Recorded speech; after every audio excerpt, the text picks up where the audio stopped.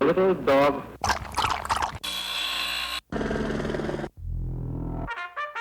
Two.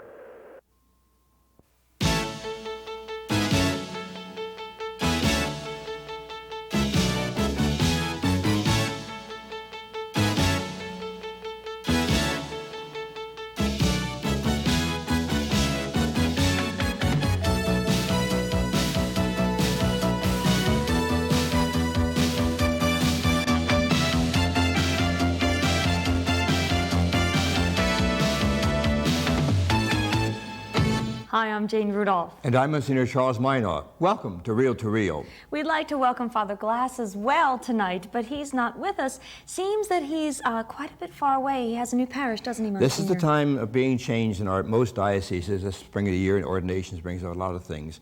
And Father Joe is at a place called Homeville, New Jersey, and I hope he's near the ocean because he can enjoy the weekend if he is. This 4th of July weekend, especially this year for us in America, brings lots of memories of yesterday. We're reading a lot about France and their bicentennial in 1989. It's interesting to look back over 200 years of history for us in America. You know what's fun? The people remember big events and big days by where they were. Everybody knows where you were when Kennedy died.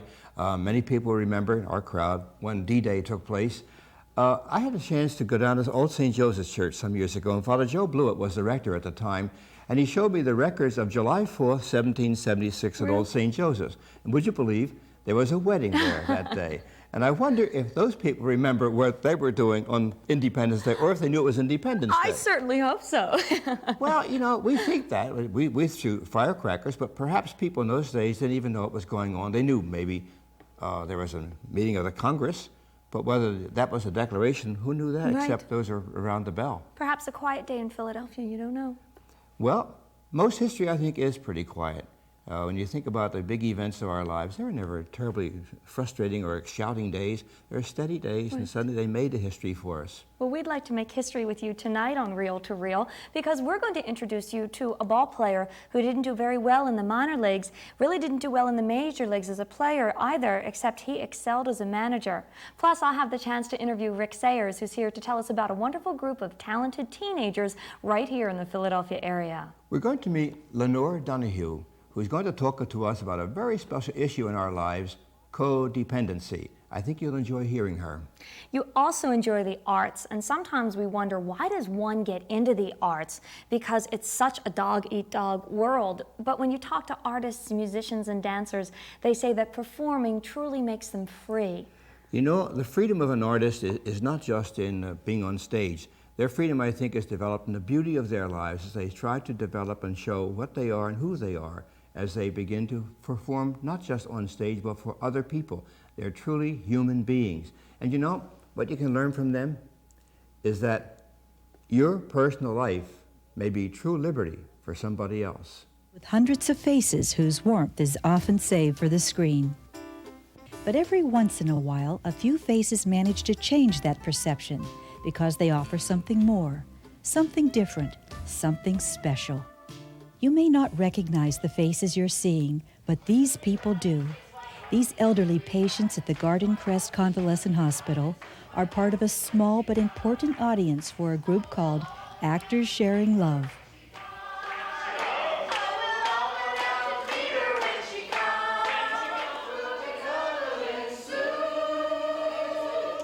The actors in this group set aside time every week to visit local homes for the elderly and schools for the retarded.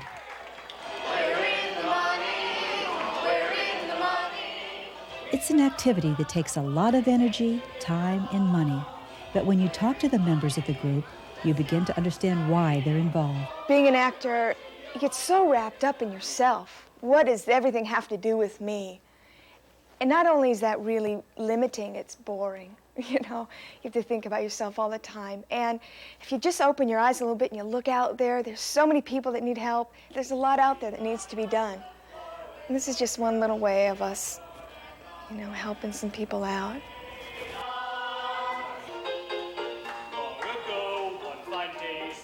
Tom Burke is the founder and president of Actors Sharing Love. He got the idea for the organization 2 years ago, and with the help and support of friends and volunteers, the group has been able to grow and spread love to some people who are nearly forgotten. They are all alone. They're in there on the average of the last 10 years of their lives and will never see a family member, anyone who cares about them. So that's what I've wanted our group to become, is the family that they don't have. Well, if being family means bringing happiness into the lives of others, then meet a few members of the household. Hallelujah. I think we couldn't have a better time than this. Honestly, it brings our hearts much pleasure. I get a big jam out of the whole business. Yes, I really do. But it's not a one-sided love affair, and you'd be hard-pressed to figure out who gets more from it.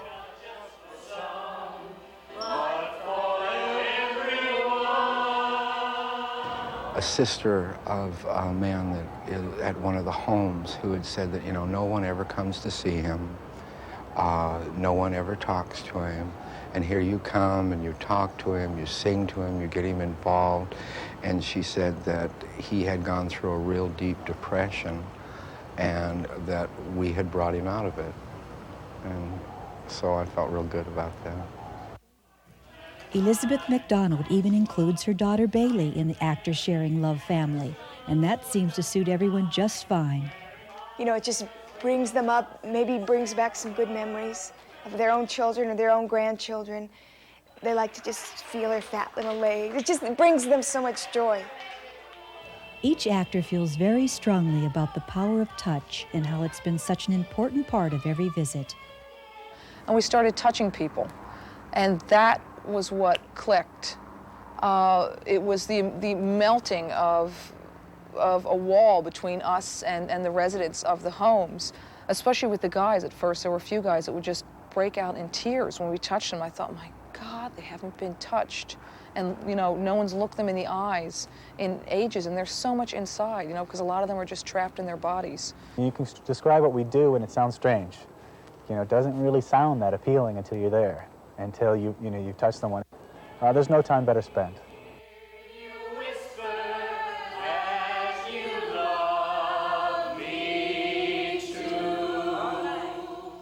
But nursing homes are only part of the growing family created by Actors Sharing Love. The other very important part can be found at schools like the Burbank Center for the Retarded. They're my love. They really are. I have never felt so much from a group of people before that I feel from these kids. They don't know race, religion, creed.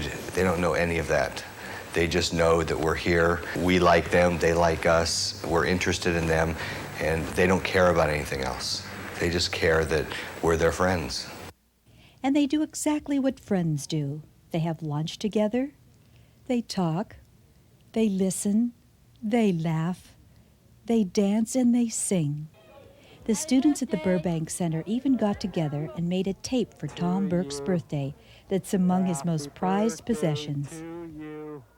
Happy birthday, dear Tom. Happy birthday to you.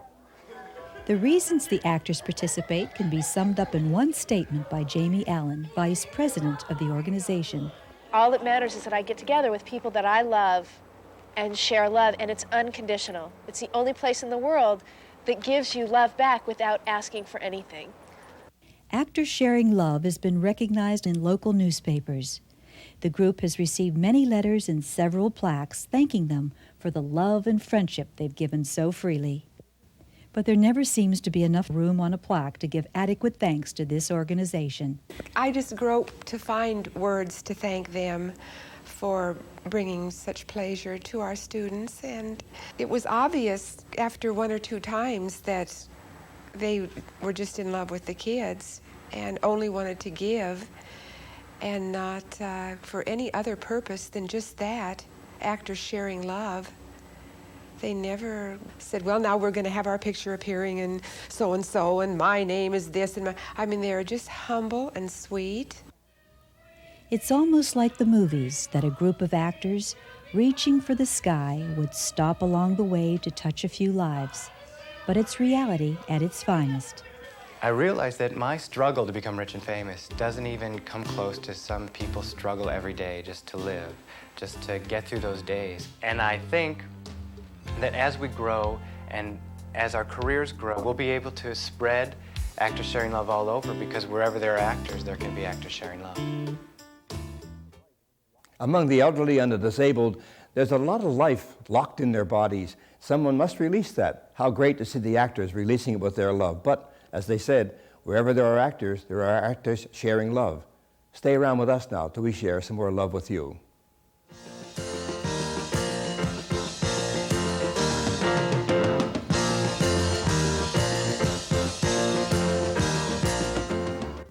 You are cordially invited to join the Reel-to-Reel crew as they travel through Switzerland, Austria, and Germany, gearing up for the most dramatic event staged on the European continent, the Passion Play, a world-famous tribute to the life of Christ.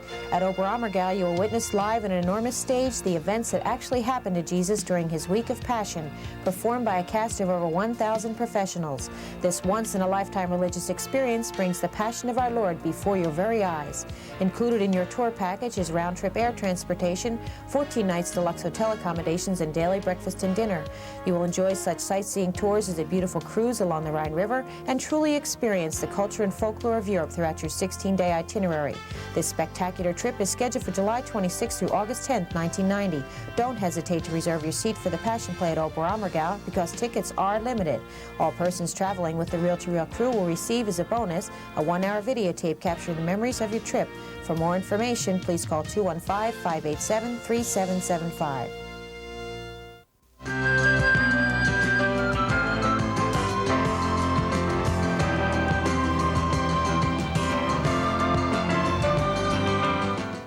Well, when Fred Astaire did his first screen test, they said, can't sing, can't act, can dance a little. Well, hopefully we'll have a better review for some of the youngsters who are working with Rick Sayers. Now, Rick Sayers, you are the program coordinator for the Department of Youth Activities in the Archdiocese of Philadelphia, correct? That's right. Okay. There are some talented teenagers getting together this summer through the Department of Youth Activities, and they're going to be putting on several plays for youngsters and also as a almost a musical. What's the philosophy behind this performing program? Well, the Department of Youth Activities believes that the gospel message is something that needs to be lived, not just learned, but lived. So one of the things we try to do is provide service opportunities for teenagers during the summer. One of the things we do is this summer theater program. So this is a little different than volunteering at a nursing home to help serve dinner or something like that. These students are actually performing and sharing their arts and their talents. That's right. The students have really specific gifts that not everyone has, and they have the opportunity then to use these gifts, to share these gifts with children and with adults. So now who gets involved? Is it the student that knows they want to be a Broadway star one day, or is it someone who just thinks this sounds like a great idea? We have a wide diversity of students who get involved in our program. Some of the kids are extremely talented, have been doing this sort of thing since they were knee-high to a grasshopper. For other kids, this may be their first opportunity.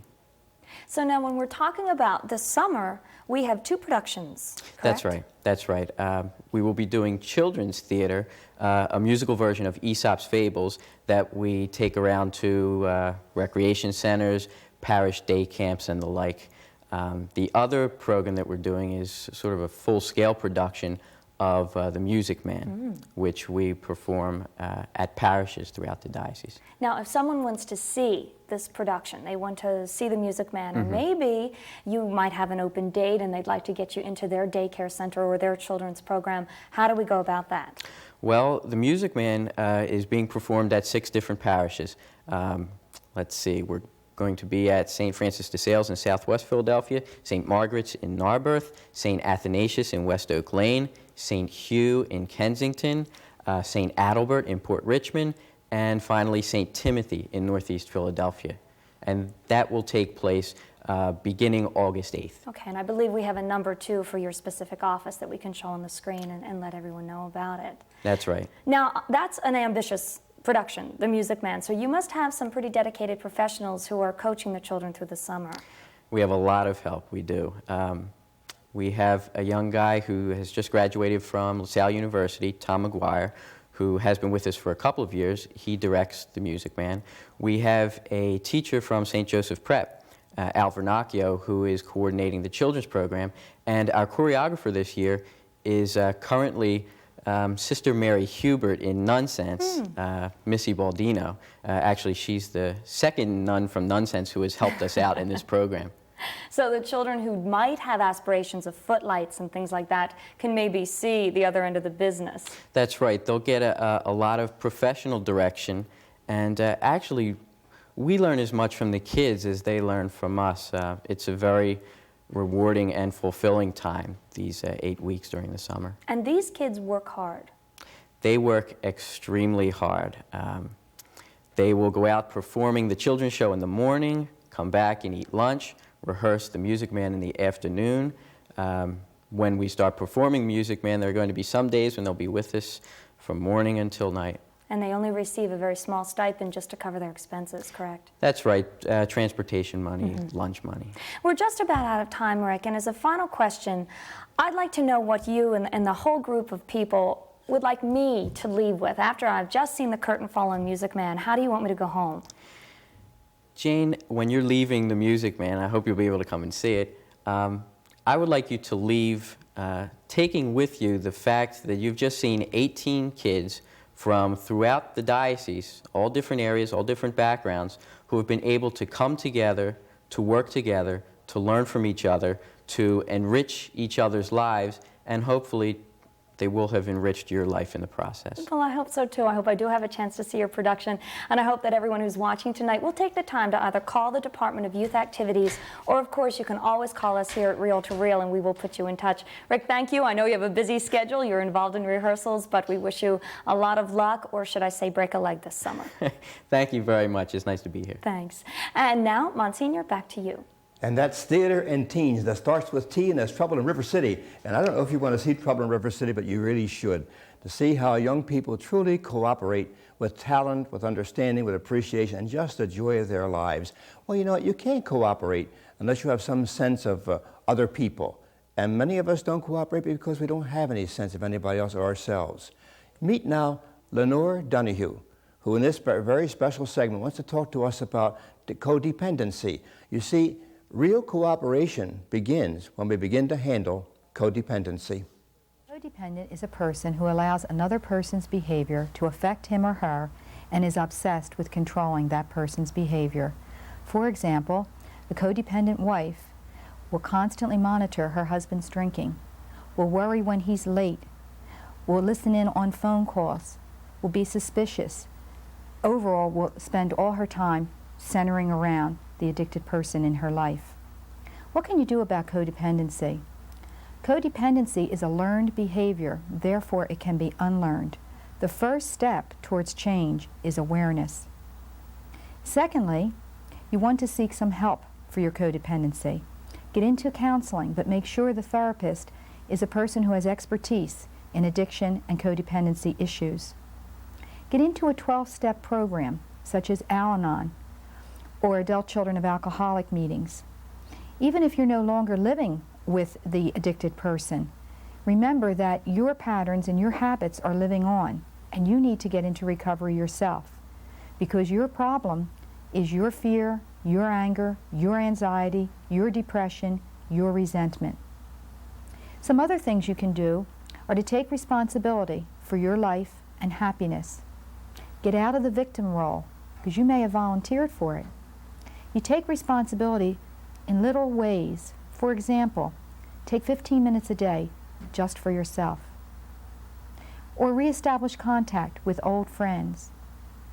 Or begin reading some books on codependency, such as Codependent No More, Adult Children of Alcoholics, Getting Them Sober, Keeping Secrets.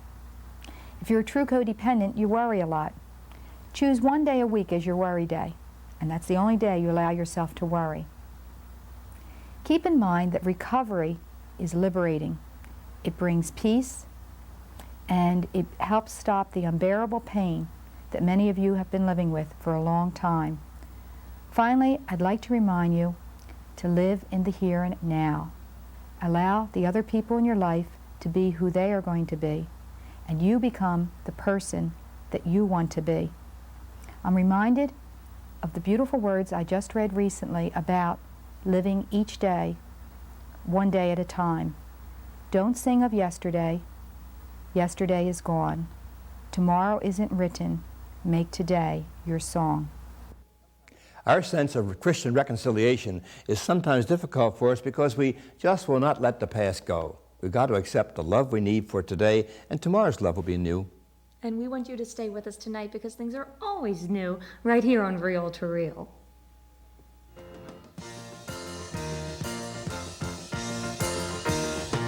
One of the greatest things my father ever told me is to remember that because God delays does not mean that God denies. Thank you, Billy. Okay, who's our next presenter? Freedom to Choose by Judy Wilcox. In the air, freedom rings, a song of celebration. We the people sing. Our freedom to worship wears many faces within steepled buildings of different denominations. We are so proud of our uniqueness, people come here to live with us. Here, in our kingdom of religious freedom. Thank you very much. You've learned a lot in your life. Share the experience of a lifetime.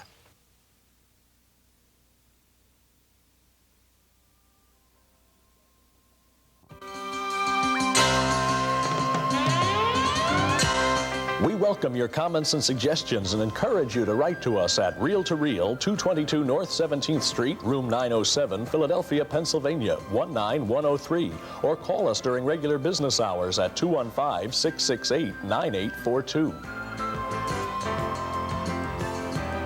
Jane, I enjoyed hearing you ask Rick Sayers what a play likes the audience to go away with. What should we take with us? Do audiences respond to actors that much, do you think? I would hope so, and I guess the, typical response is like this, but you just hear applause not only in a theater, but on a baseball diamond as well. And tonight we are going to remember back to the words of Mike Schmidt when he retired, that the dreams of his boyhood were realized. Well, as we look into the life of Tommy Lasorda, who is of course the manager of the Los Angeles Dodgers, we'll find that dreams like that can come true, even if you have to wait a little. Baseball legend Tommy Lasorda, manager of the 1988 world champion Los Angeles Dodgers, keeps more than baseball close to his heart. We asked Tommy what things are most important in his life. Number one is the love I have for God. Number two is the love I have for my family. I've never regretted loving both of them. Number three, I've never regretted one day of working for the greatest organization in baseball. And number four, I've never regretted one day of living in the greatest country in the world. As baseball's most successful and controversial manager, he's always been a man of major league gratitude and faith. Tommy's parents, Sabatino and Carmela Lasorda, taught him at an early age that his faith, along with patience and perseverance, could make all his dreams come true. One of the greatest things my father ever told me is to remember that because God delays does not mean that God denies. And that if they keep trying and keep hoping and keep praying and they keep faith in God, then God will never lose faith in them. These are the things that I try to impress upon our ball players because of the fact that without God, we are really and truly alone. We have to have deep faith in Him because He is the one that made all of this possible. And if we don't have faith in Him, then we'll never have faith in ourselves. This was advice that Tommy kept close to his heart in the trying early days in the minor leagues, days and years filled with frustration and disappointment. While waiting for a break into the majors, Tommy paid his dues playing ball in minor leagues from Canada to Venezuela. But there was one bright light in those rough early days of Tommy's turbulent career: his marriage in 1950 to Joan Miller. If I could have seen God 1 week before I got married and had written down on a piece of paper what I wanted for a wife, He couldn't have given me a finer one than the one that I have. She has stood by me when times were tough, and she has stood by me when times were great. And throughout the decades of their marriage, Joan did see him through the tough times until he finally broke into the Dodger coaching staff in 1972. In the subsequent years, Tommy climbed, in his unique and colorful style, up the ladder of baseball fame. And along the way, he shared with his players the values that helped take him to the top. I tell our players that Major League players must be more of a role model because they have more of an impact on the youth of our country than anybody. You take a youngster, 12, 14, 16 years old, none of them want to be a mayor or a city attorney or the attorney general. They all want to grow up to be like Major League Baseball players. And these players wear the Dodger uniform with pride. But I like to build a family relationship with my players. I want to be close to them. I want to be their father away from home. If they have problems, I want them to come and talk to me because I want them to be happy. I want them to play baseball with enthusiasm. I want them to play the game with pride. And if they are unhappy, then they're not going to perform. In 1988, Tommy and his Dodger family once again captured baseball's ultimate crown, a World Series championship. Baseball's most successful manager reflected on his life and said, "Sometimes when I think about how fortunate I've been in life, I think that I'm suddenly going to hear my mother call me to wake up so I won't be late for school, and I'll realize that it has all been a dream." Now, more than ever, Tommy is witness to the truth of his father's wisdom of long ago. Because God delays doesn't mean that God denies. With another world championship under his belt and a life full of realized dreams, Tommy has seen firsthand the fruition of his father's and his own foundation of faith. I always thank God because he's given me so many wonderful things, and I'm very, very proud of that. And I will always do my best to make him proud of me. Some people talked to last week about the idea of liking and loving. I don't have to like what God does, but I still love him. Now we have a new phrase, Jane. Here on Reel to Reel, they are coming up with some wonderful ideas, and thanks to Tommy Lasorda's father, we found that just because God delays doesn't necessarily mean he denies. And those little buzzwords sometimes really get you through a rough day. Well, these people told me how like and love got them through a bad week last week. He was wonderful. I remember the priest that spoke of that from the West Coast. Tommy Lasorda is so local, we tend to think he still belongs to the Phillies, but he never did. No, he really didn't. And probably there were times in, well, not recent history, but past history of the Phillies when we were worried about the Dodgers. If you're watching carefully, I wonder if you can tell me what position did Tommy Lasorda play when he played? Ah, you know it. But you know I'm a baseball fan. Well, I hope you enjoy your baseball, your cookouts, everything this weekend. But remember, please do drive safely on your way home. So until next week, you can please take care. Do please take care. Goodbye, and God bless you.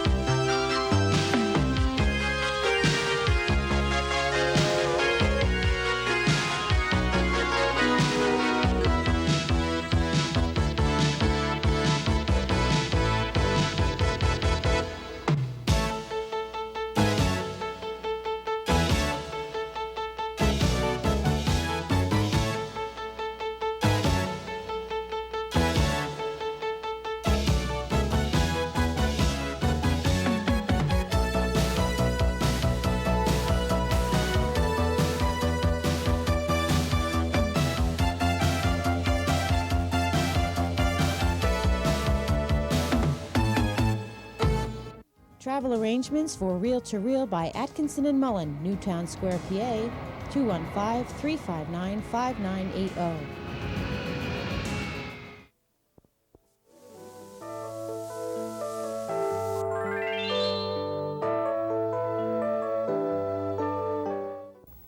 This Saturday, September 23rd, is our Young Adult Rally at St. Charles Seminary. Archbishop Bevilacqua is the main celebrant at our 8 o'clock liturgy. Everything begins at 6 p.m. with lively song.